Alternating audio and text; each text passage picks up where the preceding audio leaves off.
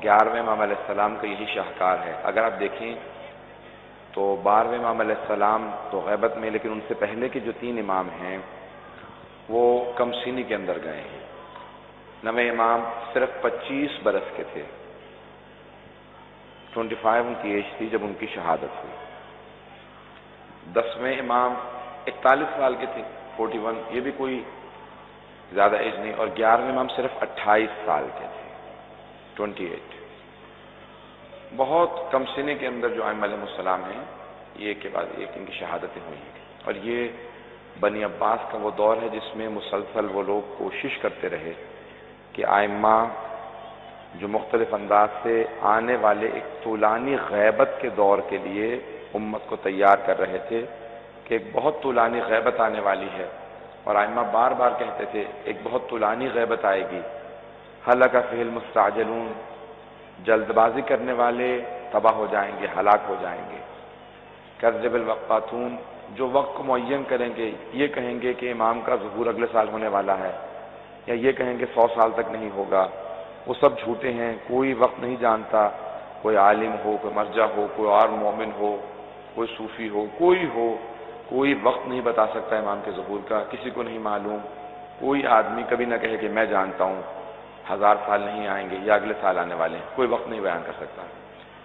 تو یہ مختلف ادوار کے لیے ائمہ تیار کر رہے تھے، خصوصاً یہ جو آخری 3 امام تھے انہوں نے ذہنوں کو تیار کیا تاکہ لوگوں کو معلوم ہو غیبت میں کیسے وقت گزارنا ہے۔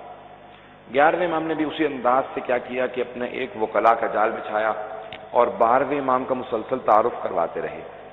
جواسیس یعنی جاسوس بیٹھے رہتے تھے امام کے گھر پہ، خواتین خدمت کے غرض سے، مرد آتے تھے باہر کھڑے رہتے تھے کہ سب کو معلوم تھا پیغمبر اسلام کہہ گئے میرے 12 وصی ہوں گے، تو 11ویں امام یہ ہیں، 12ویں نے انہیں کے ہاں آنا ہے، تو کسی طریقے سے جب معلوم ہو تو ان کو اسی وقت قتل کر دیا جائے، شہید کر دیا جائے۔ یہ بڑے بڑے دشمنوں کی سازش تھی۔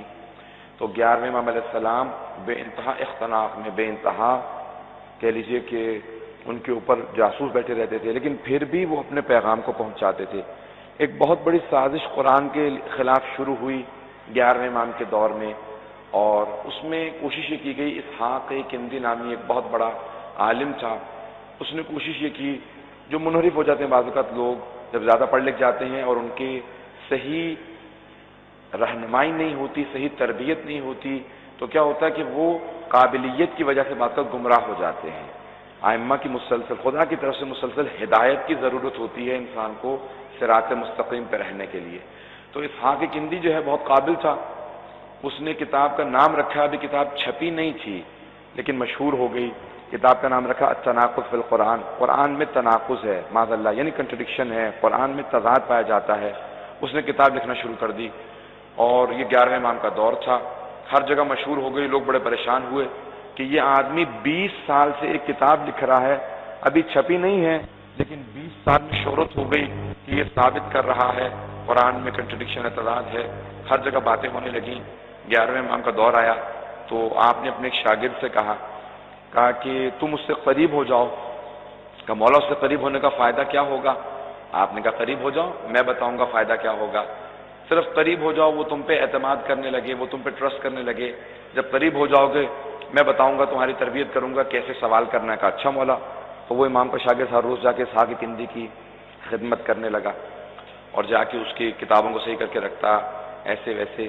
وہ سوچ رہا تھا کہ امام کہیں گے کتاب چرا لو، کا نہیں، ایک سوال کہوں گا اس سے سوال کر لینا۔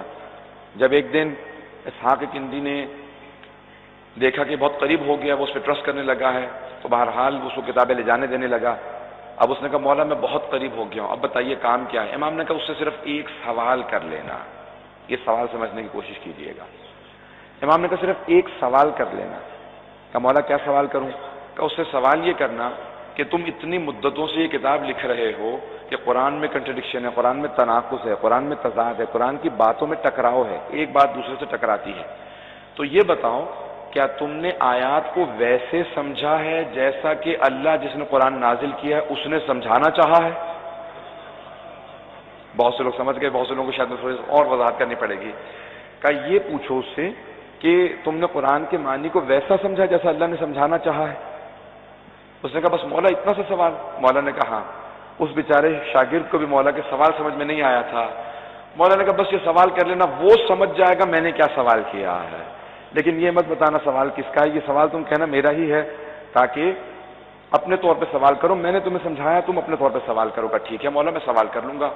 اب وہ اسحاق کندی کے پاس گیا، کہا استاد میرا ایک آپ سے سوال ہے، اگر آپ برا نہ منائیں میرے سوال کا جواب دیجئے۔ کہاں برخوردار بتاؤ سوال کیا ہے؟ کہ یہ بتائیے جو آپ کتاب لکھ رہے ہیں کنٹرڈکشن فی القرآن، قرآن میں تناقض ہے، تضاد ہے، ٹکراؤ ہے، تو یہ بتائیں کیا آپ یہ جو ٹکراؤ پیش کر رہے ہیں، قرآن میں ٹکراؤ ہے، تضاد ہے، آپ نے آیتوں کو ویسا سمجھا ہے جیسا اللہ نے سمجھانا چاہا ہے؟ تو ایک مرتبہ وہ خاموش ہو گیا، کچھ دیر سوچتا رہا، کہا یہ تجھے سوال کس نے بتایا ہے؟ کہ تجھے سوال کس نے بتایا؟ کہ میرے اپنے ذہن میں سوچا۔ کہ نہیں تیرے ذہن کی ایجاد نہیں ہے یہ سوال۔ کہا کیوں؟ میں کیوں نہیں سوچ سکتا؟ کہ 20 سال سے میں کتاب لکھ رہا ہوں، میں تیرا استاد ہوں، میرے ذہن میں یہ سوال نہیں آیا۔ جب میرے ذہن میں نہیں آیا تو تیرے ذہن میں کیسے آ سکتا ہے؟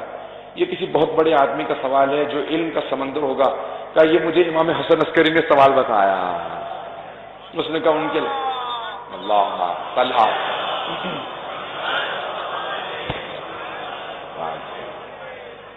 ان کے علاوہ یہ سوال کوئی نہیں بتا سکتا تھا۔ کچھ دیر سوچتا رہا، اس کے بعد اس نے اپنی کتاب اٹھائی اور وہ کنویں میں کود گیا۔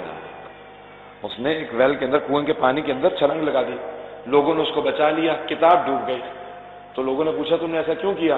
کہا کیونکہ اس ایک سوال نے میری 20 سال کی محنت کو ضائع کر دیا، کہ قرآن کو جب میں ویسا سمجھا ہی نہیں ہوں جیسا اللہ نے سمجھانا چاہا تو پھر مجھے یہ کیسے پتا کہ اس کے اندر ٹکراؤ پایا جاتا ہے؟ جب اللہ کی بات کو ویسے سمجھنا چاہو جیسے اللہ نے چاہا ہے حضرات، تب بات واضح ہوگی۔ اسی لیے ہم کہتے ہیں کہ اہل بیت سے قرآن کو سمجھنے کی کوشش کیجیے، جب وہ سمجھائیں گے تو پھر معلوم ہوگا قرآن میں کنٹرڈکشن نہیں ہے۔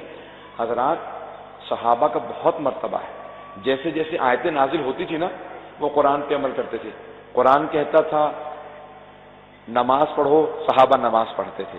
قرآن کہتا تھا روزہ رکھو، صحابہ روزہ رکھتے تھے۔ قرآن کہتا تھا جہاد کرو، صحابہ جہاد کرتے تھے۔ قرآن کہتا تھا راہ خدا کے اندر انفاق کرو، صدقہ دو، صحابہ انفاق کرتے تھے، صدقہ دیتے تھے۔ قرآن کہتا تھا زکوٰۃ دو، وہ زکوٰۃ دیتے تھے۔ قرآن کہتا تھا حج کرو، وہ حج کرتے تھے۔ لیکن اہل بیت علیہ السلام وہ ہیں کہ جب وہ نماز پڑھ کے زکوٰۃ دیتے تھے تو آیت نازل ہوتی، جب وہ بستر رسالت پہ سوتے تھے تو آیت نازل ہوتی تھی، جب جناب سیدہ راہ خدا میں روٹیاں دیتی تھی تو سورہ نازل ہوتا تھا۔ تو اہل بیت وہ ہیں، یہ صحابہ جو آیتوں کے منتظر ہیں، آیتیں اہل بیت کی منتظر ہیں کہ اہل بیت کوئی کام انجام دیں تو سوروں کی آیتیں نازل ہوں گی۔ تو حضرات اہل بیت کے فضائل کو، ان کے مقام کو سمجھیں۔ امام حسن عسکری علیہ السلام نے بڑے ہی گہرے انداز سے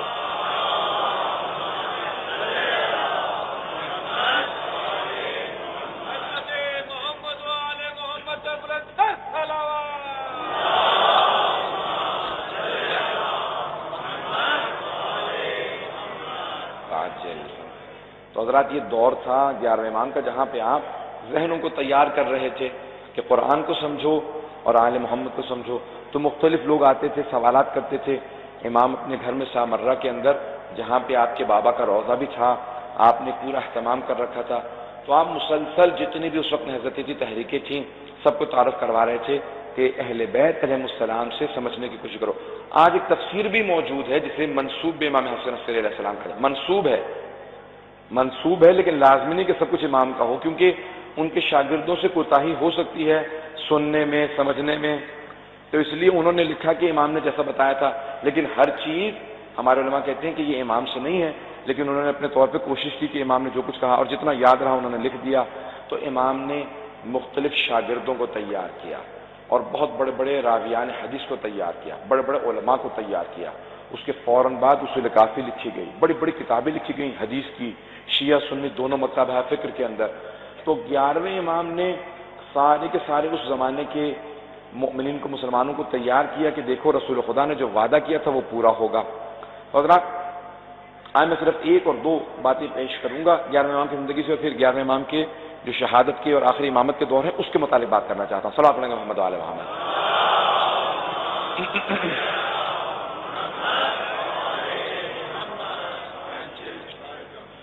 تو قرآن کے اندر بے انتہا آیات ہیں اور ائمہ علیہ السلام نے اپنے شاگردوں کو ان کی تفسیر بتائی اور تیار کیا۔ 11ویں امام علیہ السلام نے کیا کیا کہ جو خمس کا نظام قائم ہوا تھا تعارف کروایا، کہا کہ میرے وکلاء کو دو، اور وکلاء کو بتایا کہ کہاں کہاں مصرف ہو سکتا ہے، خمس کے مصارف کیا ہیں، یعنی کہاں پہ اسپینڈ کیا جا سکتا ہے، کہاں خرچ کیا جا سکتا ہے، اور پھر تربیت کرنے لگے۔ امام کے ایک وکیل تھے جو قم میں رہا کرتے تھے، قم کے اندر، قم شروع سے امام کے ماننے والوں کی ایک شہر تھا جو ایران میں ابھی بہت چھوٹا سا شہر تھا تو بہت بڑا شہر ہو گیا، تو وہاں سے ایک وکیل امام کا گیا، اور ساتھ میں ایک شیعہ نے کہا کہ میں نے کہا میں جانا چاہتا ہوں تاکہ دیکھوں تو صحیح کہ 11ویں امام کے بعد وہ 12ویں امام کون ہوں گے جو پوری دنیا کو عدل و انصاف سے بھر دیں گے جیسے وہ ظلم و جور سے بھر چکے ہوگی۔ کہا میں جا کے امام سے پوچھوں گا۔ اب وہ آئے، جب سامرے آئے نا تو امام علیہ السلام نے فوراً اشارہ کیا، کہا کہ آج کا اپنا خمس مجھے مت دو، وہ جو 4 برس کا بچہ بیٹھا ہے نا اسے جا کے اپنا خمس دو، اس سے حساب کتاب کرنا۔ تو وہ شیعہ کہتا ہے کہ امام کے وکیل نے لے جا کے خمس کا حساب دینا شروع کر دیا۔ مجھے تعجب ہونے لگا کہ یہ کیسے امام ایک 4 برس کے بچے کے پاس بھیج دیا، بچے کو کیا معلوم ہوگا؟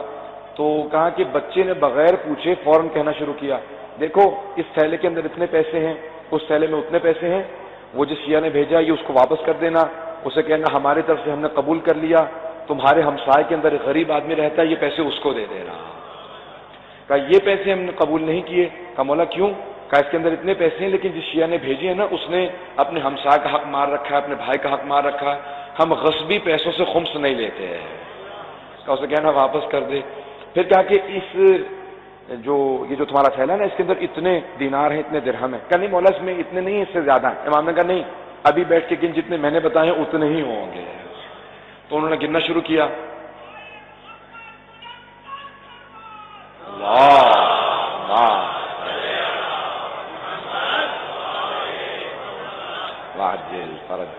تو اس نے گننا شروع کیا، کہا نہیں مولا جو آپ نے کہا وہ نہیں ہے، جو میں نے کہا تھا وہ بھی نہیں ہے، کچھ اور ہے۔ مولا نے کہا پھر گن، ایسا ہو ہی نہیں سکتا، جو میں کہہ رہا ہوں وہی ہے۔ اب وہ جو ساتھ میں شیعہ آیا تھا وہ دیکھنے لگا تعجب سے کہ کیسے اس بچے کو ہر چیز معلوم ہے۔ اس نے دوبارہ گنا، کہا مولا جو آپ نے کہا تھا بالکل ویسے ہی، اتنے ہی درہم ہے، اتنے ہی دینار ہیں۔ امام نے کہا یہ پیسے میں نے قبول کیے، جب واپس جاؤ گے تو تمہاری بستی کے اندر ایک بیوہ خاتون رہتی ہے، اس کے پاس یتیم بچے ہیں، ہماری طرف سے یہ خمس کے پیسے اس بیوہ خاتون کو دے دینا۔ تو اب وہ شیعہ بیٹھا تھا، اس نے تعجب کیا، کہا مولا آپ کون ہیں اور یہ آپ سب کیسے جانتے ہیں کہ بغیر تھیلا کھولے آپ کو معلوم ہے کتنے پیسے رکھے ہیں؟ آپ نام تک جانتے ہیں، آپ یہ تک جانتے ہیں کس نے کس نیت سے بھیجے ہیں، غصبی ہیں کہ جائز پیسے ہیں؟ امام نے کہا تو نہیں جانتا، میں رسول خدا کا وہ فرزند ہوں جن کا انہوں نے وعدہ کیا تھا کہ زمین کو عدل و انصاف سے بھرے گا۔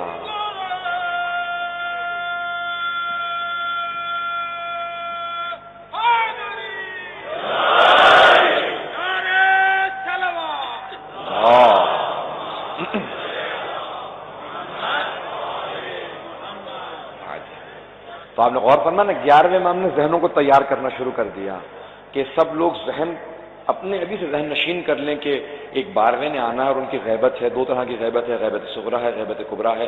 تو فوراً 11ویں امام نے ذہنوں کو تیار کیا اور فوراً وابستہ کرنا شروع کیا، کہ ابھی سے ذہن نشین کر لو ایک 12واں آنے والا۔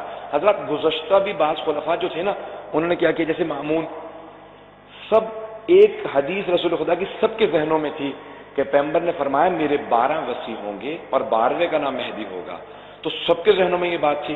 مامون نے بھی یہی کیا تھا، توجہ ہے نا لوگ میرے ساتھ، مامون نے یہی کیا، اپنے ایک بیٹے کا نام مہدی رکھ دیا، اس کے کئی بیٹے تھے، اس لیے ائمہ نے جب بھی اس مہدی کا نام لیا نا کہا مت کہا کرو مہدی، کہا کرو مہدی عباسی، عباسیوں کا مہدی ہے، یہ ہمارا مہدی وہ نہیں ہے۔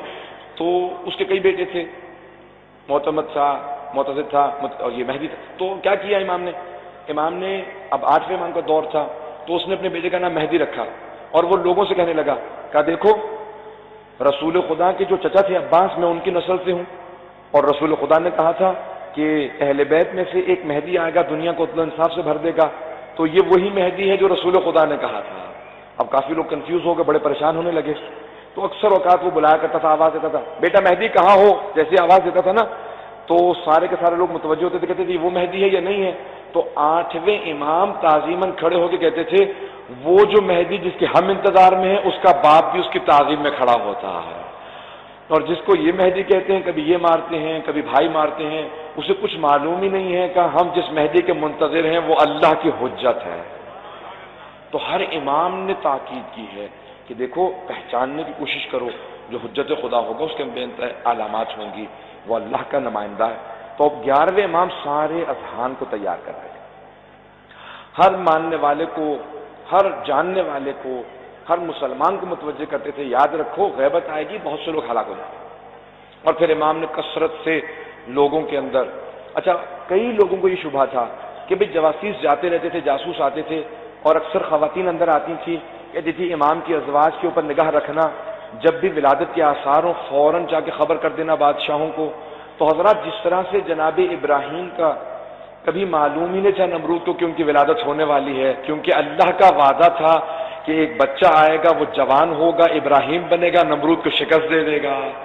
اسی طرح سے اللہ نے وعدہ کیا تھا جناب موسیٰ کے لیے کہ جناب موسیٰ کی ولادت ہوگی، جوان ہوں گے اور فرعون کو شکست دے دیں گے۔ تو اسی طرح سے اللہ نے وعدہ کیا تھا کہ کوئی مہدی برحق آئے گا۔ تو اب وہ سارے کے سارے عباسی جو تھے وہ بار بار امام حسن عسکری علیہ السلام کی ازواج کی جاسوسی کے لیے خواتین کو بھیجتے تھے، کہتے تھے بس ملنے چلی جایا کرو، دیکھا کرو کہ آثار ولادت تو نہیں ہے، اور آثار ولادت ہمیشہ چھپے رہتے تھے۔ تو جب جیسے ہی امام حسن عسکری علیہ السلام نے ایک رات نیمہ شعبان کی رات میں اپنی پھپھی جناب حکیمہ خاتون سے کہا کہ پھپھی جان آج رات ہمارے گھر میں رک جائیے گا، کیونکہ وہ جو 12ویں کے لیے رسول خدا نے وعدہ کیا تھا آج اس کی آمد ہے۔ آج حجت خدا پوری دنیا کے اندر جو عدل و انصاف قائم کرنے والا ہے۔ تو جناب حکیمہ خاتون نے بھی تعجب کیا، سوال کیا، کہا کہ بھتیجے آپ کی کون سی زوجہ سے ولادت ہے؟ کوئی ولادت کے آثار نہیں ہے۔ کہا پھپھی اماں نرجس خاتون کے حجرے میں رہیے گا، آج رات ولادت کی رات ہے۔ جناب نرجس خاتون کہتی ہیں جب آدھی سے زیادہ رات گزر گئی تو میں سوچنے لگی کہ آج رات ولادت ہے بھی یا نہیں ہے، کوئی آثار ہی نہیں ہے۔ کہ میں سوچ ہی رہی تھی کہ باہر صحن کے اندر سے امام حسن عسکری نے آواز دی کہ پھپھی اماں اللہ کے وعدے پہ شک نہ کیجئے گا، آج ہی رات آمد ہے۔ کہ کچھ ہی دیر گزری تھی، میں نے کہا میں تجدید وضو کراؤں۔ کہ جیسے میں وضو کر کے واپس آئی تو دیکھا کہ پورا حجرہ نور سے بھرا ہوا ہے۔ میں نے دیکھا کہ شاید آگ نہ لگ گئی ہو، جب دیکھا تو دیکھا ایک زمین پہ بچہ سجدے میں ہے اور بار بار سجدہ کر کے کہہ رہا جاء الحق وزہق الباطل ان الباطل کان زہوقا، حق آ گیا ہے، باطل جا رہا ہے، باطل آیا ہی جانے کے لیے تھا۔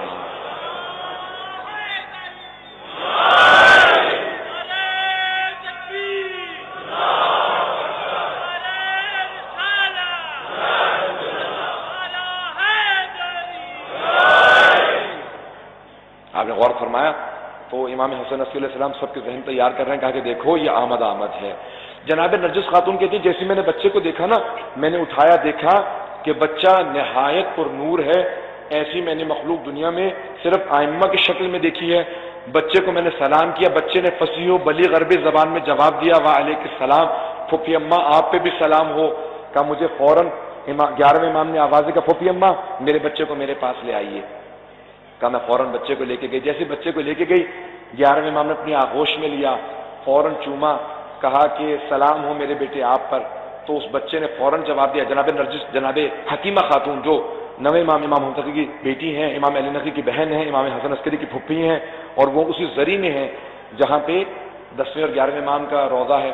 تو انہوں نے کہا کہ میں نے دیکھا کہ فصیح و بلیغ عربی زبان میں 12ویں امام نے کہا سلام ہو میرے جد رسول خدا پہ، سلام ہو میرے جد علی مرتضیٰ پہ، سلام ہو میری دادی زہرا پہ، سلام ہو حسن حسین میرے اجداد پہ، اور پھر سب کے نام لے کے کہا بابا آپ پہ بھی سلام ہو اور مجھ پہ سلام ہو، اس کا خالق کائنات نے اس خاندان کو چن لیا ہے کہ زمین پہ عدل و انصاف قائم ہو رہا ہے۔ کہا جناب حکیمہ خاتون کہتی ہے میں انتظار میں تھی کہ اچانک چاروں طرف سے نور کے پرندے نازل ہونے لگے، میں ایک طرف فوراً گھبرا کے ہٹ گئی، دیکھا کہ چاروں طرف سے دیواروں پہ نور کے پرندے بیٹھے ہوئے ہیں، ایک پرندہ بار بار آتا ہے نور کا، جیسے پرندہ نما ایک چیز ہے، بار بار آتا ہے، 12ویں امام کے کان میں کچھ کہتا ہے پھر چلا جاتا ہے۔ میں بڑی پریشان تھی، اچانک 11ویں امام علیہ السلام نے کہا پھپھی اماں یہ ملائکہ ہیں جو اللہ کی طرف سے آسمان سے نازل ہوئے ہیں، اور یہ جو آپ بار بار دیکھتی ہیں نا کہ کان میں آ کے میرے بیٹے سے کچھ کہتا ہے، یہی جناب جبرائیل ہیں جو کہتے ہیں کہ آپ اللہ کے ولی ہیں، ملائکہ نے آپ کو سلام بھیجا ہے۔ تو یہ پورا کا پورا نظام ہستی رسول خدا کے 12 وصی ہیں، رسول خدا کی آل ہیں، ذریت ہیں، تو ہم ایک 12ویں امام کے قائل ہیں جو غیبت میں ہیں۔ امام حسن عسکری نے سارے اذہان کو تیار کیا، بچے کی تربیت سے لے کے جب 5 برس کے ہو گئے مسلسل تعارف کرواتے رہے۔ آپ نے اپنے فریضے کو اسی لیے انجام دینا ضروری سمجھا تاکہ کسی ذہن میں کوئی شبہہ نہ رہ جائے، کبھی کوئی یہ نہ سوچے کہ وہ 12ویں کون ہیں، کب آئیں گے، کیسے ہوں گے۔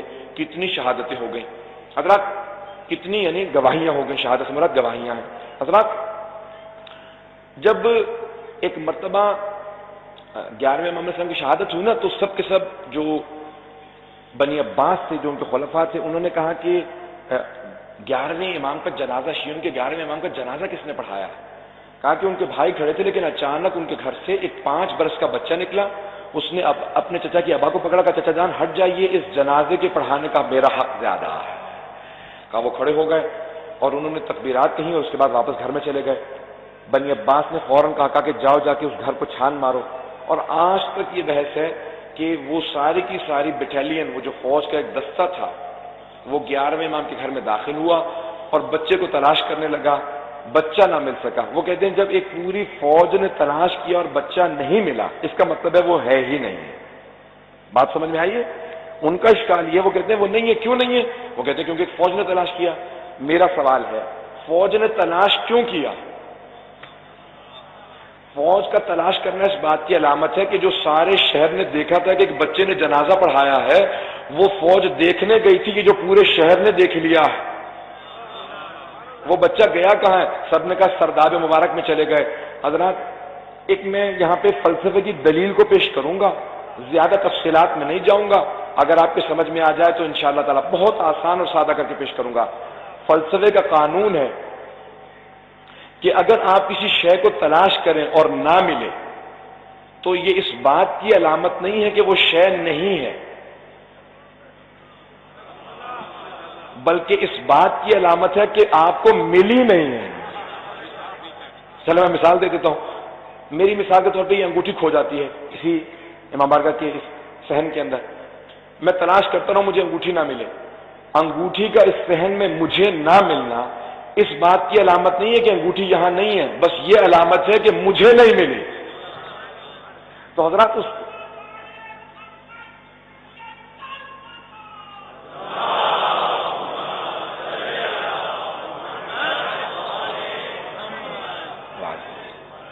آپ نے غور فرمایا؟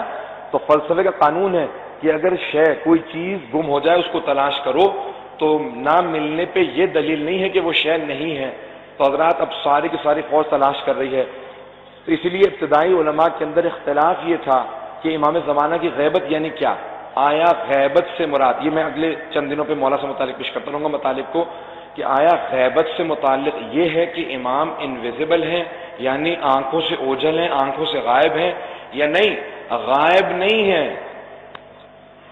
سامنے ہوتے ہیں لیکن پہچانے نہیں جاتے، کیونکہ غیبت کی اقسام ہے، قرآن نے غیبت کی اقسام پیش کی ہیں۔ ایک ہے غیبت کی انسان غائب ہے، آنکھوں سے اوجھل ہے، اور ایک نہیں، غائب نہیں ہے لیکن پہچان میں نہیں آتا۔ جیسے جناب یوسف کے بھائی جب مصر پہنچے، جناب یوسف عزیز مصر بن چکے تھے، سب بھائی دیکھ رہے تھے لیکن پہچان نہیں رہے تھے کہ یہی یوسف ہے، تو یہ بھی غیبت ہے، یعنی آنکھوں کے سامنے پہچانے نہیں جا رہے۔ تو علماء میں اختلاف اس بات پہ ہے کہ آیا امام زمانہ آنکھوں سے غائب ہیں یا غائب نہیں ہیں، دیکھنے میں آتے ہیں، پہچانے نہیں جاتے۔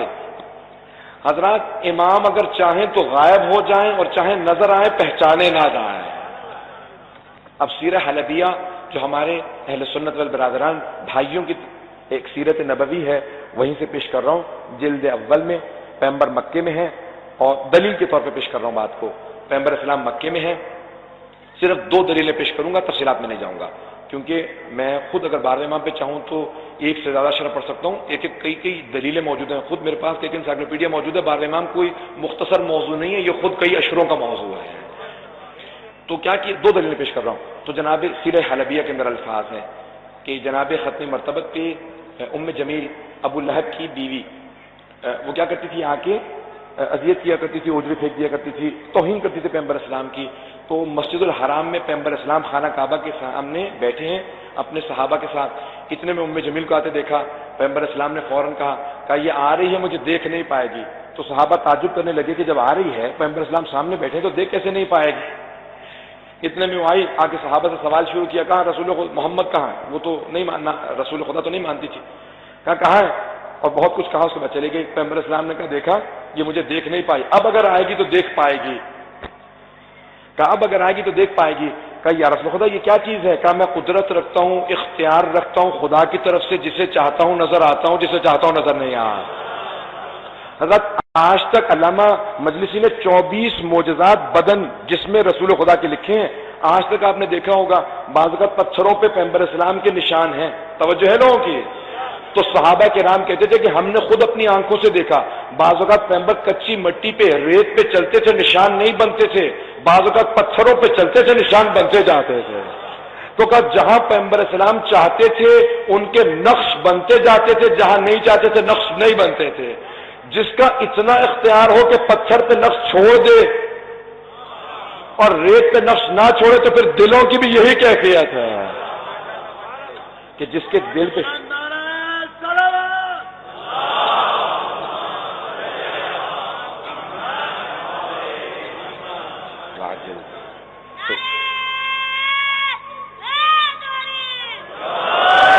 تو حضرات 11ویں امام علیہ السلام نے ہر ذہن کو تیار کیا کہ پہچان بھی لو، جان بھی لو، دیکھ بھی لو، یاد بھی رکھو اور دوسروں تک پہنچاؤ کہ 12واں آ چکا ہے، غیبت میں جانے والا. تو ذہن تیار ہونے لگے. اور جس طرح سے ذہن تیار ہوئے، سمجھایا جا رہا تھا. دیکھو یہ غیبت، دیکھیں حضرات ائمہ علیہ السلام نے ہمیشہ کہا کہ ہم قادۃ الامم ہیں، امتوں کے قائد ہیں. عربی زبان میں 2 اصطلاحیں استعمال ہوتی ہیں، قائد اور سائق. قائد لیڈر کو کہتے ہیں، سائق ڈرائیور کو. موجودہ زبان میں سائق. اچھا اوریجنل بنیادی عربی زبان میں اونٹوں کو چرانے والوں کو قائد و سائق کہا جاتا تھا. مجمع کی توجہ ہے نا میرے ساتھ؟ اونٹوں کو چرانے والوں کو. لیکن ایک فرق کے ساتھ، جو اونٹوں کو آگے سے پکڑ کے چلتا تھا نا اسے قائد کہا جاتا تھا، اور جو پیچھے سے ہانکا کرتا تھا ڈنڈا پکڑ کے ہاتھ میں ہانکنے والا اونٹوں کو، اسے سائق کہا جاتا تھا. ائمہ کہتے ہیں نحن قادۃ، ہم امتوں کے قائد ہیں، سائق نہیں ہیں. ہم لاٹھیوں سے مار مار کے چلانے والے نہیں ہیں، ہم لیڈ کرنے والے ہیں، ہم رہبری کرنے والے ہیں، ہم قیادت کرنے والے ہیں. قیادت کے لیے ایک شرط ہے، وہ جو سامنے چلتا ہے نا اونٹوں کے، تو وہ ایک اونٹ کی مہار کو پکڑتا ہے، باقی سارے اونٹ قطار میں چلتے رہتے ہیں. ان اونٹوں کے لیے تربیت شرط ہے. وہ جب سدھائے ہوئے ہوتے ہیں نا، تربیت یافتہ ہوتے ہیں، تو وہ ایک کی مہار کو پکڑتا ہے، باقی سارے ایک قطار میں چلتے رہتے ہیں. لیکن جب وہ سدھائے ہوئے نہیں نہ ہوتے تو کوئی ادھر بھاگتا ہے، کوئی ادھر بھاگتا ہے. وہ ایک ہاتھ میں چھڑی لے لیتا ہے اور وہ مارتا، وہ سب کو واپس گلے میں لے کے آتا ہے. مولانا نے کہا دیکھو ہم چھڑیوں سے مار مار کے لے کے نہیں آئیں گے، وہ تو بہت سے موجود ہیں. آج جتنے حکمران ہیں وہ چھڑیوں سے مار مار کے لانے والے ہیں. مولانا نے کہا ہم قائد ہیں، تم اپنی تربیت کر لو، ہم قیادت کے لیے آ جائیں گے. کمی امام میں نہیں ہے، کمی ہم میں ہے، یہ یاد رکھیں. برحمتك يا أرحم الراحمين وصلى الله على محمد وآله الطاهرين.